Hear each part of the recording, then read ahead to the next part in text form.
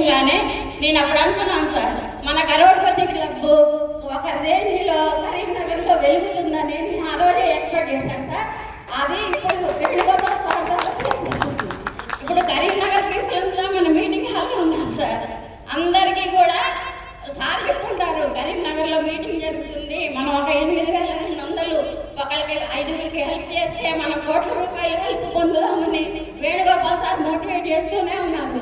కానీ అందరూ రాలేదు సార్. ఎందుకంటే కరోడ్పతి అనేది అదృష్టవంతులకు మాత్రమే అని ఒక కాన్సెప్ట్ ఉంది సార్. ఇప్పుడు మన మీటింగ్లోకి వేణుగోపాల్ సార్ చెప్పుకుండొచ్చు, కానీ అందరికీ రావాలనే ఐడియా రాదు.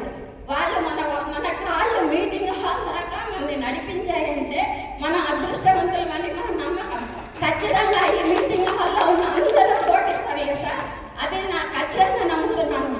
రేపటి రోజున కరీంనగర్లో భారీ ఎత్తున మళ్ళీ వేణుగోపాల్ సార్ మీటింగ్ పెట్టారని మేము ఎక్స్పెక్ట్ చేస్తున్నాం సార్. 3 లక్షల ఐడీలు మన జూన్లోనే ఖచ్చితంగా వస్తాయని వేణుగోపాల్ సార్ చాలా శ్రమ తీసుకొని ఈ మీటింగ్ని అరేంజ్ చేశాను సార్.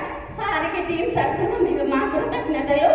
అలాగే నా మాటని గౌరవించి నా టీం సభ్యులందరూ గుంటూరు, మిర్యాలగూడ నుంచి నాతో పాటు ట్రావెల్ చేసి మీటింగ్ అటెండ్ అయ్యారు సార్. వాళ్ళందరికీ నా కృతజ్ఞతలు. అలాగే మా అప్లైనర్ సతీష్ గౌడ్ గారికి, మా సార్ కృష్ణమూర్తి గారు నన్ను వెన్నంటి ఉండి నా చేత 150 మెంబర్స్ టీం చేయించిన సీనియర్ సతీష్ గౌడ్ గారికి నా కృతజ్ఞతలు sir.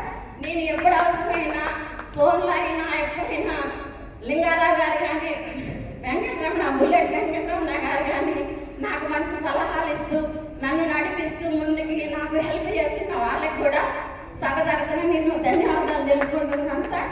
Thank you very much sir. Thank you madam, thank you.